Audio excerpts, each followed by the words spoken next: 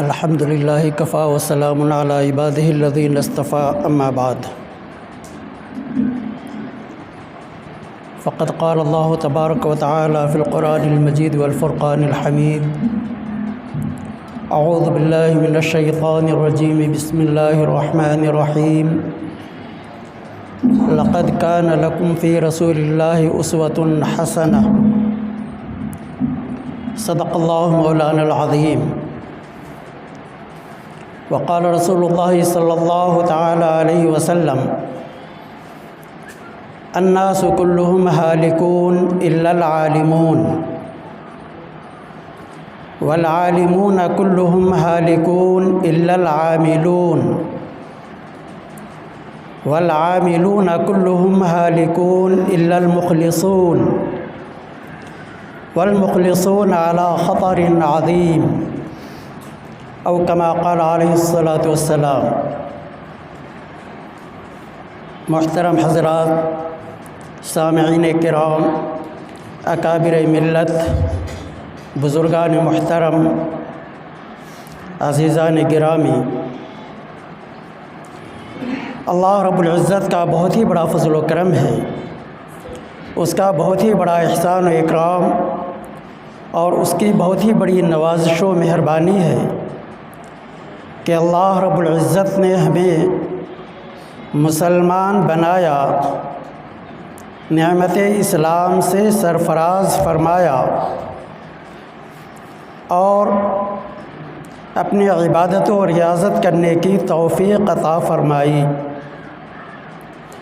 اللہ رب العزت کی اس عظیم الشان، رفیع الشان، جلیل الشان، محتم بالشان نعمت عظمیٰ پر ہم جس قدر بھی اللہ رب العزت کا شکر ادا کریں وہ کم ہے۔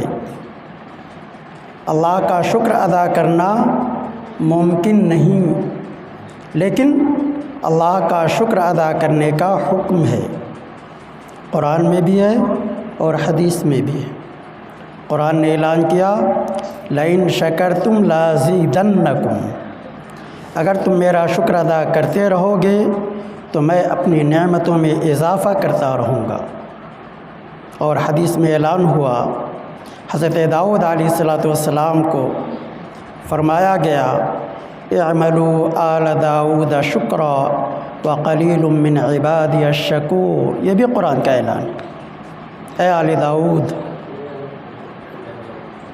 شکر ادا کرو، شکر ادا کرنے کا کام کیا کرو، یہ بہت عظیم الشان کام ہے، اور اس عظیم الشان کام کو کرنے والے دنیا میں قلیل ہیں، قلیل ہیں، قلیل ہیں، قلیل من عبادی الشکور۔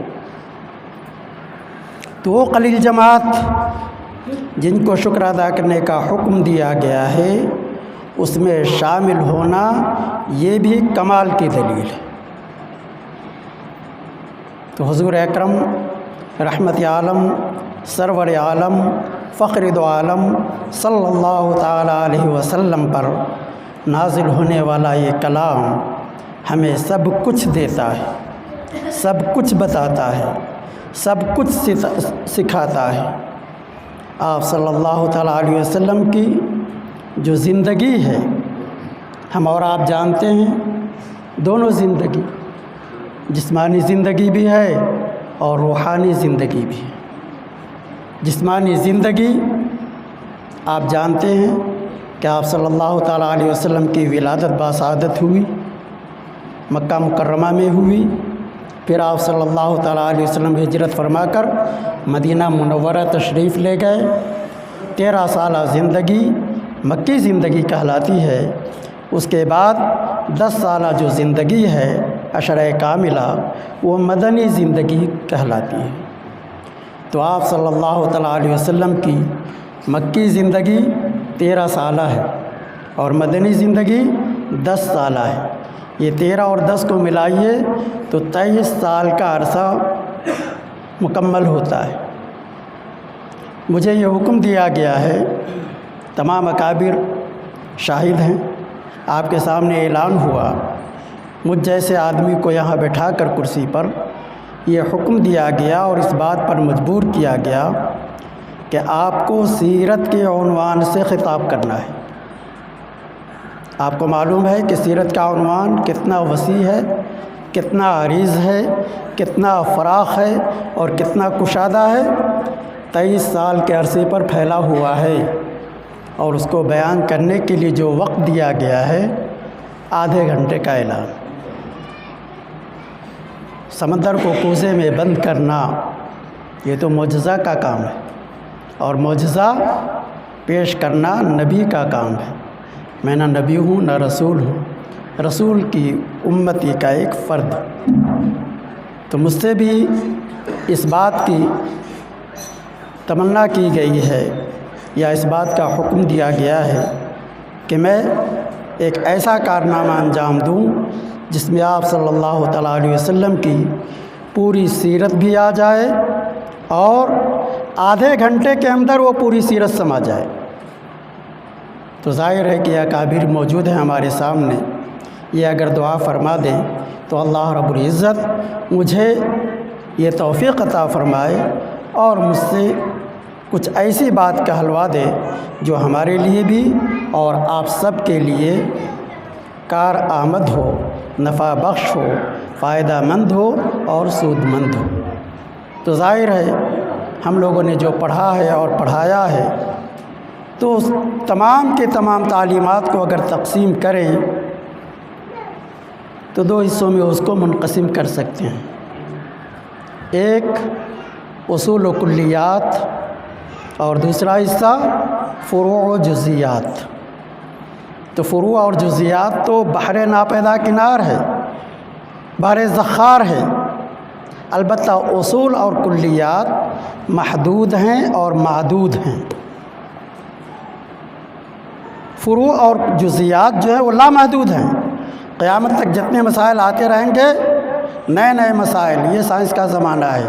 اس کے بعد پھر اور کس کس چیز کا زمانہ آئے گا؟ پہلے لوگ باتیں کرتے تھے زبان سے، اگر آہستہ آواز کوئی نہیں سنتا تھا تو چیخ کر کے بلند آواز سے اور زیادہ بلند آواز سے اور زیادہ بلند آواز سے ایک کے ذریعے دوسرے کو خبر کر دیتے تھے۔ لوگوں نے کہا کہ یہ تو محدود ہے، اس لیے اس کے لیے ایک آلہ ایجاد کیا موبائل کی شکل میں۔ آپ یہاں سے بیٹھے بیٹھے اپنی آواز امریکہ، لندن، جاپان، زمین آسمان ہر جگہ پہنچا سکتے ہیں، چاند سے باتیں کر سکتے ہیں۔ یہ موبائل کا زمانہ ہے، کمپیوٹر کا زمانہ ہے، کیلکولیٹر کا زمانہ ہے، انٹرنیٹ کا زمانہ ہے۔ یہ سب زمانہ ہے جو ترقی یافتہ زمانہ کہلاتا ہے۔ تو جتنے وسائل بڑھے ہیں اتنے ہی مسائل بھی بڑھے۔ پہلے زمانے میں آپ کو موبائل پر کوئی کتاب نظر نہیں آتی۔ امام ابو حنیفہ رحمۃ اللہ علیہ نے، امام شافعی نے، امام مالک نے، امام احمد بن حنبل نے اور دیگر جو ہمارے اکابر گزر ہیں فقہا، انہوں نے جزئیات کی شکل میں موبائل کا کوئی مسئلہ بیان نہیں کیا۔ کیوں؟ اس لیے کہ تھا ہی نہیں۔ کمپیوٹر کا کوئی مسئلہ بیان نہیں کیا، اس لیے کہ وہ تو آج کی ایجاد بنتا ہے۔ البتہ اصول و کلیات چونکہ قرآن میں ہے، حدیث میں ہے، فقہا نے بھی اپنے اپنی صلاحیت کے مطابق اصول و کلیات کو بڑے اصول سے کچھ چھوٹے اصول، چھوٹے سے پھر چھوٹے، اس طریقے سے مستنبط کر کے ہمارے سامنے اس طرح مقدار میں پیش کر دیے ہیں کہ ان کی روشنی میں ہم اپنے زمانے کے تمام مسائل کو حل کر سکتے ہیں، خواہ وہ زمین کے مسائل ہو یا آسمان کے مسائل ہوں، لیتھوسفیئر کے مسائل ہوں، ہائیڈروسفیئر کے مسائل ہوں، ایٹماسفیئر کے مسائل ہوں، یا فن حیات اور ستارہ شناسی اور آسمانوں کی باتیں ہوں، جغرافیہ کی باتیں ہوں، سائنس کی باتیں ہوں، میڈیکل کی باتیں ہوں، یا اور بھی کسی بھی میدان کی باتیں ہوں، سب کو ہم اصول و کلیات کی روشنی میں حاصل کر سکتے ہیں، بیان کر سکتے ہیں اور اس کا جواب بتا سکتے ہیں۔ تو بزرگوں اور دوستو، یہ ساری چیزیں ہمارے سامنے ہیں، مجھ کو محدود کر دیا گیا ہے۔ میرے ہاتھ بھی محدود، میرے کان بھی محدود، میری سماعت بھی محدود، میری آواز بھی محدود، سر سے لے کر کے پاؤں تک، دائیں سے لے کر بائیں تک سب کچھ محدود۔ تو اس لیے محدود وقت میں اپنی بات ختم کرنے کی کوشش کروں گا اور پوری کرنے کی کوشش کروں گا۔ تو جزئیات اور فروع کی طرف نہ جاتے ہوئے اصول و کلیات کی روشنی میں سیرت کو پیش کروں گا۔ یہ جو جلسہ ہے منعقد کیا گیا ہے، کہا گیا کہ سیرت کا جلسہ ہے۔ یہ سیرت بھی کس کی؟ محمد رسول اللہ صلی اللہ تعالیٰ علیہ وسلم کی سیرت، یہ بھی اعلان کیا گیا ہے کہ سیرت بھی کس کی بیان کر دیا ہے؟ محمد رسول اللہ صلی اللہ تعالیٰ علیہ وسلم کی۔ آپ صلی اللہ تعالیٰ علیہ وسلم کا مقام، آپ صلی اللہ تعالیٰ علیہ وسلم کا مرتبہ، ہم اگر اوپر نظر اٹھائیں تو ہماری ہزاروں نہیں لاکھوں اور کروڑوں ٹوپیاں گر جائیں، لیکن آپ صلی اللہ تعالیٰ علیہ وسلم کی سیرت کا حق ادا نہیں ہو سکتا۔ میں تو کیا بڑے بڑے لوگ آئے آپ صلی اللہ تعالیٰ علیہ وسلم کی سیرت کو بیان کرنے کے لیے۔ اللہ رب العزت نے صحابہ جیسی مقدس ترین جماعت کو پیدا فرمایا۔ ایک ایک صحابی جہاں بھی گئے حضور صلی اللہ علیہ وسلم کی سیرت کو ساتھ لے کر کے گئے۔ دنیا کے ایک ایک گوشے میں، ایک ایک کونے میں، ہر بستی میں، ہر قریہ میں، لکل قوم ہاد، جیسے انبیاء کرام علیہ الصلوۃ والسلام کو بھیجا گیا، ایسی ہی محمد رسول اللہ صلی اللہ تعالیٰ علیہ وسلم کے بعد چونکہ کوئی نیا نبی نہیں آئے گا، صحابہ ہی وہ کام کریں گے۔ العلماء ورثۃ الانبیاء، تو حضور اکرم صلی اللہ علیہ وسلم نے ارشاد فرمایا تھا بلغوا عنی ولو آیہ، میری باتوں کو پھیلاؤ۔ اس لیے آپ کا اور ہمارا سب کا عقیدہ ہے کہ بہترین جگہ کیا ہے؟ خیر البقاء مساجدها وشر البقاء اسواقها، بہترین جگہ کیا ہے؟ مساجد ہیں، اور ساری مسجدوں میں جو بہترین اور اعلیٰ ترین جگہ ہے وہ کیا ہے؟ مسجد حرام، مسجد حرام، مسجد حرام۔ ایک نماز کا ثواب 1,00,000، اس کے بعد مدینہ منورہ کا نمبر آتا ہے، ایک نماز کا ثواب 50,000۔ تو اب بتلائیے کہ مکہ مکرمہ کی زندگی، تو مکہ کو فضیلت حاصل ہے، ساری مسجدوں کا رخ اسی طرف کیا گیا ہے۔ فولی وجہ کا شطر المسجد الحرام، مسجد حرام کی طرف رخ کر کے نماز ادا کرو۔ تو ہم سب کا رخ ادھر ہی ہے۔ نماز پڑھتے ہیں تو کیا نیت کرتے ہیں؟ متوجہن الی جہت الکعبۃ الشریفہ، کعبہ شریفہ، ان اول بیت وضع للناس للذی ببکۃ مبارک وہدی۔ تفصیلات ہیں بزرگوں اور دوستوں، میں اشارات میں بات کر رہا ہوں، تفصیل کا یہ موقع نہیں۔ تو محمد رسول اللہ صلی اللہ تعالیٰ علیہ وسلم مکہ میں پیدا ہوئے، آپ صلی اللہ تعالیٰ علیہ وسلم نے مدنی زندگی بھی گزاری، اس میں کیا کیا باتیں ہوئی صحابہ نے پھیلائی۔ تو صحابہ کی پوری جماعت سیرت رسول اللہ کو پھیلانے میں لگی اور آخری عمر تک لگی رہی۔ اس کے بعد تابعین کا زمانہ آیا، تابعین نے بھی یہی کارنامے انجام دیے۔ کسی ایک فرد واحد کا کام نہیں تھا، کسی ایک جماعت کا کام نہیں تھا، امت کے لوگ محدود تھے، اس لیے امت کے اکابر نے کام کو تقسیم کر لیا اور بٹوارہ کر لیا۔ محدثین نے کہا ہم ایک کام کریں گے، مفسرین نے کہا ہم ایک کام کریں گے، فقہاء نے کہا ہم ایک کام کریں گے، صوفیاء کرام نے کہا ہم ایک کام کریں گے۔ تو سب نے علم کو تقسیم کر لیا اور ایک ایک علم کو میدان بنایا، اور اس میدان میں خود بھی کارنامے انجام دیے اور اپنے شاگردوں کی اتنی بڑی جماعت پیدا فرما دی کہ سلسلہ قائم رہا۔